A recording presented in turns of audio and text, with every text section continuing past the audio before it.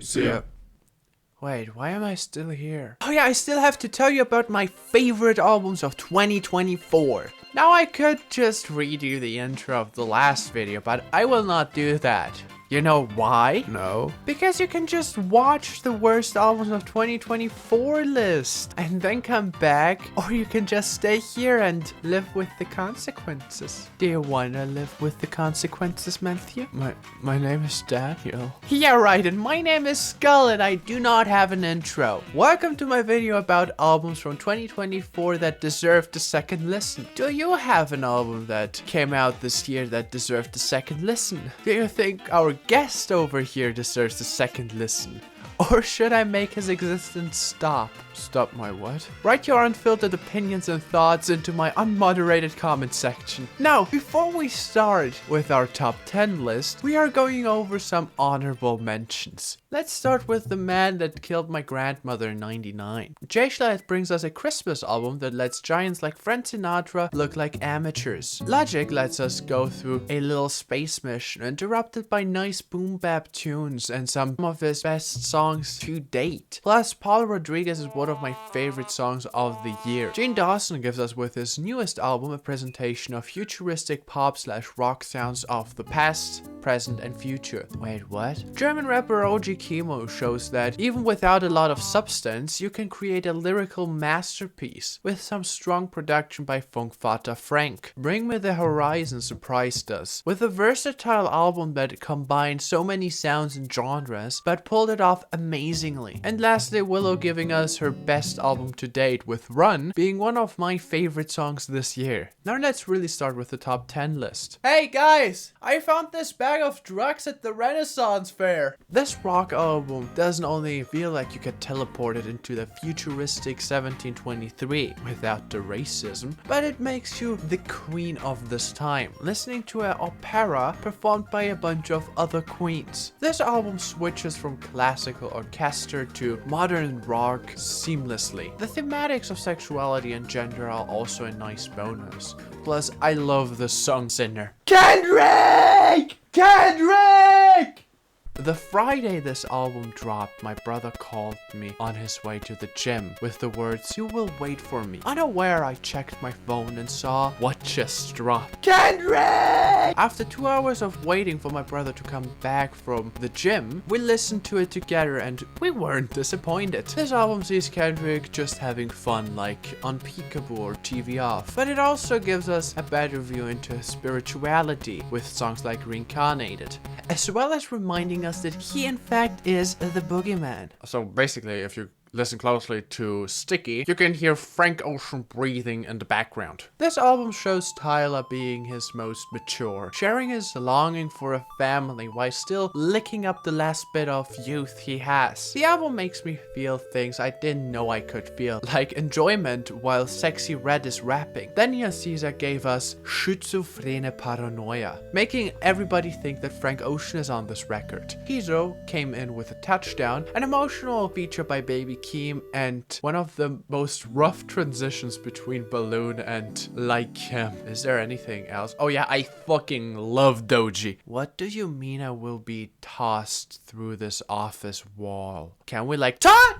Yeah, I listened to this album like once or twice. I really love Billie. Shihiro might be my favorite song of this year. The entire album sees Billie being mature and horny, just like the last bisexual on this list. There might be a pattern. The love stories Billie tells us about in this album are just mwah. Finesse once again comes in with stunning production, and how was I not aware of Blue before this release? Seriously, this is the first time I heard about Blue. So this is not the one with the sandworm, right? For an artist I randomly found on the new Omar Apollo album, Horny Bisexuals. Who said that? This surprised me on how good it was. Mustafa's album almost sounds like a long confessional prayer that you may hear in a mosque, underlined with some soul and folk. Combining themes of religion, love, and just his life experience, this album really shines. It never gets bored in my opinion. It's pretty good, you should listen to it. Plus there's a hidden JID feature on SNL. Get this band off me! Get it off! The quality of the instrumental instrumentals is unmatched. We get to experience some long songs that hit you from all different sides with different melodies and sounds. This mess somehow combines itself to become something unique. This war of different instruments gets unified by the glue, alias the lead singer, who completes the songs beautifully. This really sounds like a bunch of vampires took what they learned through centuries of musical experience and put it into this one album. And I don't say that because I got bitten and turned into a vampire after trying to give this a bad review. This one, for a change, does not scare the host. This album made me go down. What does this even mean? From the great guitar samples to the only acceptable use of AI in my book, next to the BBL Drizzy beat, we get a pretty nice Peggy album. After getting the most unique experience out of him last year, he gives us a more rounded but still unique record, with some more sentimental and longer songs. Plus, Denzel motherfucking Curry's on this album, so give it some goddamn respect. This apple is rotten. This is what club music should sound like. Charli single-handedly showed lyrical miracles that you can say a lot in just a few words, like they ever tried to tell us something. On Brad, you get hit with bangers from around 365 degrees. This album gets into existential places while heavy bass is hitting your eardrums, making you really feel at place drunk at a party that'll end soon, leaving you all alone again with your thoughts.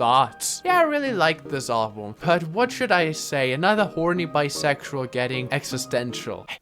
Yeah?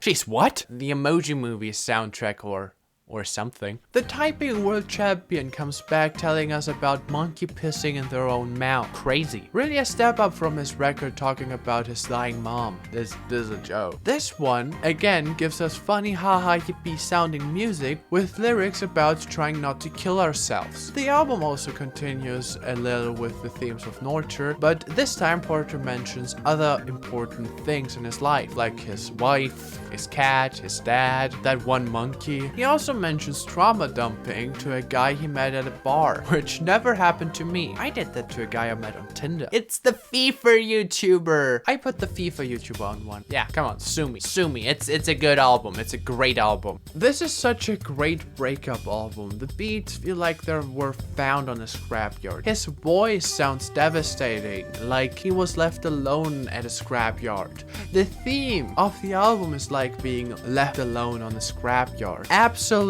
music. No, but jokes aside, this album is really good. Once again, this is it for today's video. I hope you liked my list of albums. If you think that I am wrong or should have included other albums in my list, write it in the comments. Now, I'm going to go outside. I haven't been outside since that one bat attacked me when I tried to give Vampire Weekends a bad review.